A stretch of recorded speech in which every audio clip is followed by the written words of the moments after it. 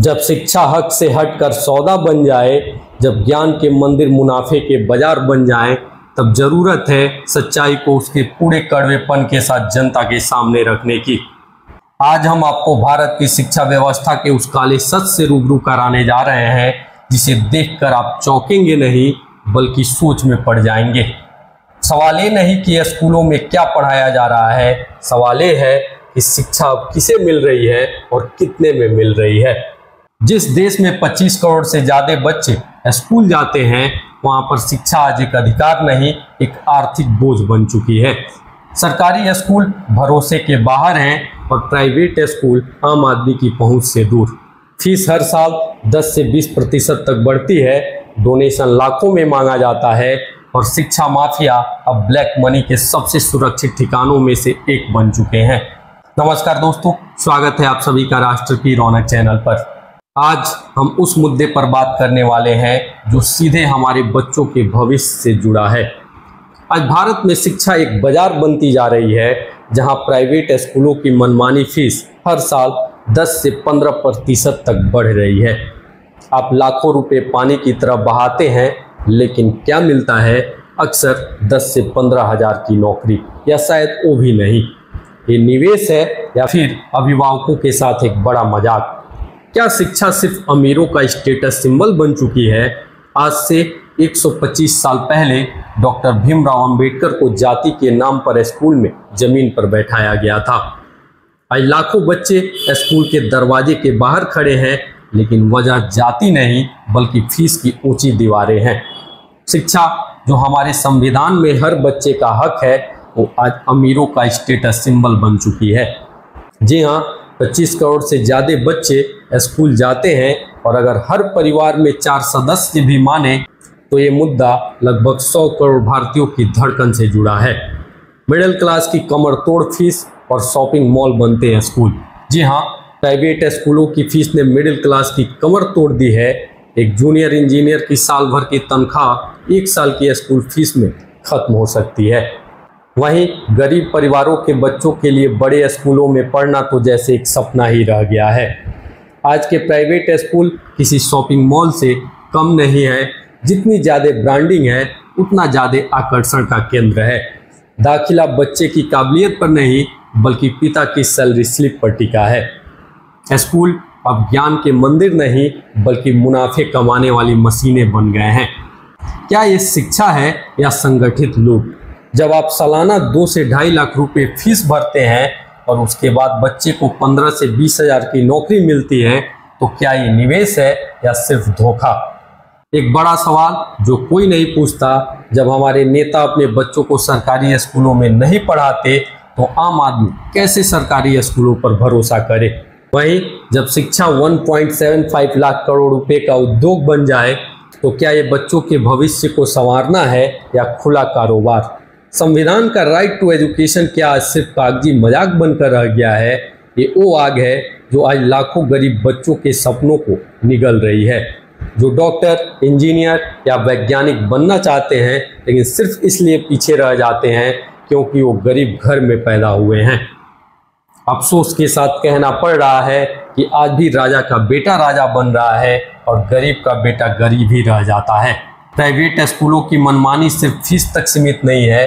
कई जगह डोनेशन का रिवाज है, जहां 10 लाख से 50 लाख तक का डोनेशन दिए बिना एडमिशन नहीं मिलता। ये रकम काले धन का खेल बन चुकी है। शिक्षा माफिया न सिर्फ माता पिता को लूटते हैं बल्कि टैक्स चोरी का रास्ता भी बनाते हैं। RTI से सामने आया है कि कई स्कूल अपने खर्चों का हिसाब तक नहीं देते। तो क्या ये शिक्षा है या फिर संगठित लूट? वहीं सरकारी स्कूलों की हालत तो जैसे ICU में पड़ी शिक्षा की तरह है। ना सही इमारतें हैं, न पर्याप्त शिक्षक और न ही किताबें। 1978 में 74% बच्चे सरकारी स्कूलों में पढ़ते थे, तब शिक्षा को सेवा कहा जाता था। आज ये आंकड़ा घटकर 50% पर आ गया है, जबकि 35% बच्चे प्राइवेट स्कूलों में जाते हैं। अभिभावक मानते हैं कि सरकारी स्कूल में पढ़ाना बच्चे के भविष्य के साथ समझौता है। 2015 के एक सर्वे में 73% अभिभावकों ने कहा कि प्राइवेट स्कूलों में सरकारी स्कूलों से बेहतर माहौल है। उन्हें लगता है कि इंग्लिश मीडियम से भविष्य सुधरेगा, या उनके इलाके में अच्छे सरकारी स्कूल हैं ही नहीं। क्या ये आंकड़े भारत की शिक्षा व्यवस्था पर अविश्वास का जीता जागता सबूत नहीं है? भारत के ज़्यादातर गांवों और छोटे शहरों में स्कूल जर्जर है, कहीं शिक्षक नहीं है, कहीं बच्चे सिर्फ मिड डे मील के लिए आते हैं, शिक्षा कहीं गायब सी हो गई है। इसी वजह से माता पिता प्राइवेट स्कूलों की इस लूट को झेलने पर मजबूर हैं। सरकारी स्कूलों में शिक्षकों की भारी कमी है। 2024 के आंकड़ों के अनुसार देश में 10 लाख से ज़्यादा शिक्षकों के पद खाली हैं और जो शिक्षक हैं भी उन्हें अक्सर प्रशासनिक कार्यों में लगा दिया जाता है, जैसे चुनाव ड्यूटी या जनगणना। सवाल ये है कि जब शिक्षक ही नहीं होंगे तो पढ़ाई होगी कैसे? शिक्षा का ये संकट केवल आर्थिक नहीं बल्कि एक गहरा सामाजिक संकट भी है। जहां गरीब बच्चे स्कूल नहीं जा पाते तो वे अपराध, बाल मजदूरी या गरीबी दुष्चक्र में फंस जाते हैं। SAR 2023 की रिपोर्ट बताती है कि 15 से 16 साल के 20% बच्चे स्कूल छोड़ चुके हैं, ज़्यादातर आर्थिक तंगी के कारण। ये बच्चे ना तो नौकरी के लायक होते हैं और न ही समाज में बराबरी का मौका पाते हैं। लैंगिक असमानता भी इस संकट को बढ़ाती है। ग्रामीण इलाकों में लड़कियों को स्कूल भेजने की दर लड़कों से कम है। क्योंकि महंगी फीस और खराब सरकारी स्कूलों के कारण परिवार लड़कियों की पढ़ाई पर खर्च करने से बचते हैं, जिसका नतीजा बाल विवाह और घरेलू हिंसा जैसे सामाजिक मुद्दे हैं। वहीं अगर हम दुनिया के विकसित देशों से तुलना करें तो वहां सरकार टैक्स लेती है और बदले में बेहतरीन सरकारी स्कूल देती है। वहां आम आदमी बिना किसी अतिरिक्त खर्च के बच्चों को उत्तम शिक्षा दिला सकता है। फिनलैंड में 93% बच्चे सरकारी स्कूलों में पढ़ते हैं और उनका शिक्षा मॉडल दुनिया में नंबर 1 है। कनाडा में सरकारी स्कूलों में मुफ्त शिक्षा, किताबें और यहाँ तक कि ट्रांसपोर्ट भी मिलता है। लेकिन भारत में क्या होता है?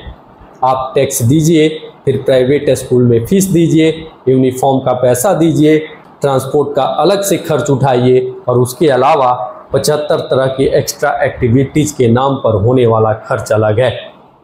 तो कुल मिलाकर भारत में सरकारी स्कूल में पढ़ाना एक रिस्क है तो प्राइवेट स्कूल में पढ़ाना एक बोझ है।